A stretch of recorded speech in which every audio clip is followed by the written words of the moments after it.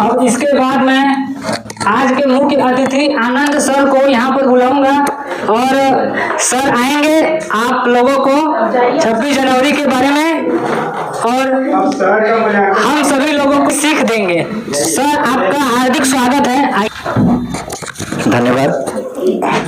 यहाँ आज Shri tutorial coaching centre में जयश्री मैम और हमारे सुनील सर और हमारे छोटे लाल सर जो पीछे बैठे भी आएंगे और Lallu Prasad sir, Shri Bholanath inter college के प्रिंसिपल हैं सर, और उसमें मैं भी अध्ययन का काम और अध्यापन का काम करता था। आज 26 जनवरी इसलिए हम लोग मनाते हैं क्योंकि आज सबको पता है कि आज हम लोग क्या हुए, गणतंत्र हुए, यानी लोगों का शासन शुरू हुआ। इसके पहले क्या था, प्रजातंत्र था, फिर उसके बाद राजतंत्र था, फिर उसके बाद कुलीन तंत्र। शासन 3 प्रकार के पहले होते थे। एक पहले प्रजा चुनता था राजा को, उसके बाद एक होता था राजतंत्र। तो राजतंत्र में ये होता था कि राजा का लड़का ही राजा बनता था और वही शासन चलाता था। उसके बाद अंग्रेज आए यहाँ पे, लगभग 200 सालों तक शासन किया यहाँ पे, हम लोगों को गुलाम बनाए और अपने तरीके से वो शासन चलाते थे। और हमारे देश के कुछ क्रांतिकारी जैसे महात्मा गांधी, सुभाष चंद्र बोस, बहुत सारे ऐसे हमारे क्रांतिकारी हैं जो अपने देश को आज़ाद कराने के लिए बलिदान दिए। उसमें से बहुत सारे ऐसे वो थे क्रांतिकारी जैसे महात्मा गांधी, वो उस जमाने में वकालत करने ब्रिटेन गए थे, फिर वहां से वकालत करने के लिए अफ्रीका गए थे। वो चाहते तो आज़ादी में भाग नहीं ले सकते थे क्योंकि उनके पास इतनी संपत्ति थी, वो कुछ भी नहीं करते तब भी वो आराम से जिंदगी बिता लेते थे।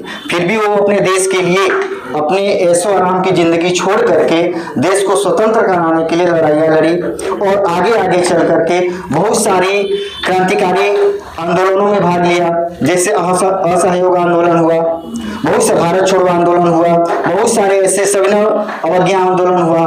उस सभी आंदोलनों में उन्होंने बढ़ चढ़ के हिस्सा लिया और देश को आज़ाद कराने में भूमिका निभाई।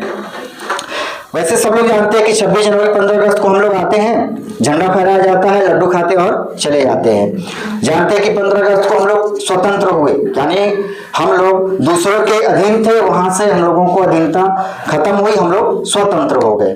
उसके बाद 26 जनवरी 1950 को हम लोग गणतंत्र हुए, यानी कि हम लोगों का शासन हम लोगों के ऊपर लागू हुआ, हम लोग नियम कानून के तहत चले।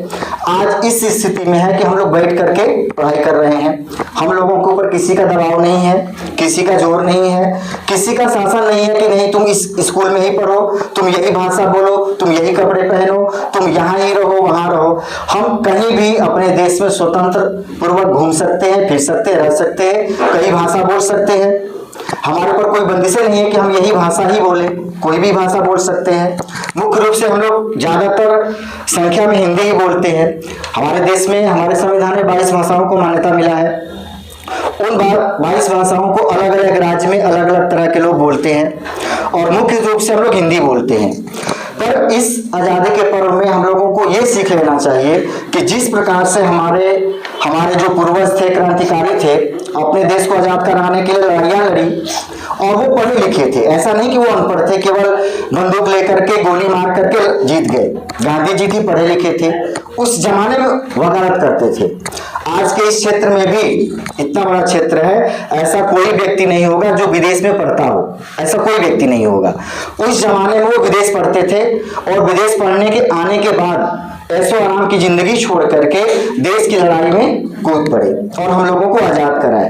तो इसीलिए इस से ट्यूटोरियल के माध्यम से मैं कहना चाहूंगा कि तुम लोग भी पढ़े लिखो और इतना पढ़ो, पढ़ लिख करके इतना तुम्हें ज्ञान हासिल हो जाए कि तुम्हें ये समझ आ जाए कि क्या सही है क्या गलत है। और हम लोगों को निरंतर प्रयास करना चाहिए, नहीं कि आज हम लोग 10th पास कर लिए, 12th पास कर लिए, BA कर लिए, MSc कर लिए, BSc कर लिए, उसके बाद पाठ खत्म। जब तक जीवित रहेंगे तब तक उस ज्ञान को, इस ट्यूटोरियल कोचिंग सेंटर के ज्ञान को आगे दूर तक ले जाना है। चाहे देश की लड़ाई हो, चाहे क्षेत्र की लड़ाई हो, चाहे भाषा की लड़ाई हो।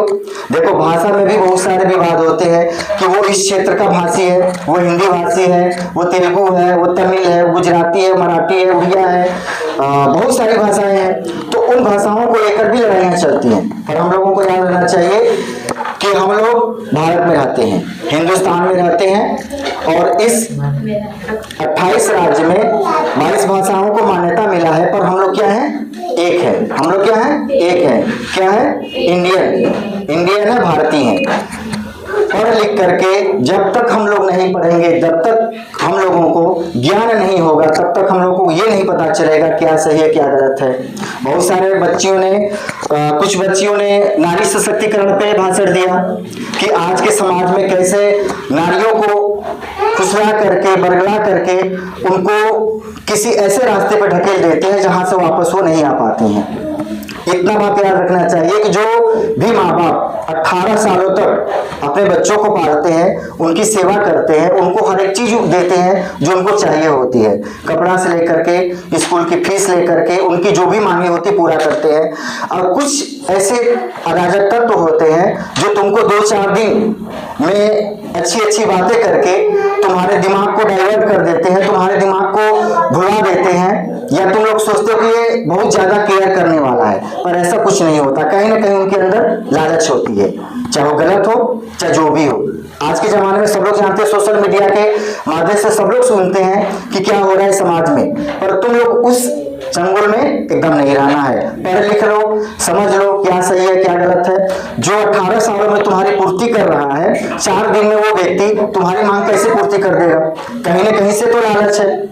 बताओ, अगर मक्खी भी बैठती है तो स्वच्छ स्थान पे नहीं बैठती है, कहाँ बैठती है? जहां पे उसको कुछ मिलता हो। तो बहुत सारे कुछ बच्चों ने हमारे संविधान पे भी बोला कि 26 नवंबर 1949 को हमारा संविधान लागू हुआ, मतलब उस दिन बन करके तैयार हो गया। उसके बाद इस बच्चे ने बताया कि उस तिथि को हम लोग शुभ तिथि मानते हैं, अच्छा मानते हैं। रावी नदी के तट पे जो हुआ था, तो उस पे क्या था कि उस तिथि को शुभ मान करके 26 जनवरी 1950 को उसका डेट क्लियर हुआ कि इस दिन ही हम लोग गणतंत्र दिवस मनाएंगे। और तब से लेकर आज तक इस 77वें गणतंत्र दिवस को हम लोग इसी तिथि पे निरंतर मनाते चले आ रहे हैं। और आगे यही कहना चाहूंगा कि कहीं भी पढ़ो, चाहे कोचिंग हो, चाहे स्कूल हो, चाहे विद्यालय हो, शिक्षा ऐसी चीज है जो हमें हर जगह, हर समय और हर एक चीज से मिलती है। ऐसा नहीं कि हम लोग विद्यालय में ही आते हैं तो केवल शिक्षा मिलती है, कोचिंग पे ही मिलता है, रास्ते में भी शिक्षा मिलता है। कहीं गलत रास्ते से जा रहे हैं, एक्सीडेंट हो जाता है तो हम लोग उससे सीखते हैं कि हाँ ये गलत तरीके से चल रहा है तो इसलिए उसका एक्सीडेंट हो गया। तो सीखना हर जगह होता है। इसी वाणी के साथ मैं अपने शब्दों को विराम देता हूँ। जय हिंद, जय भारत।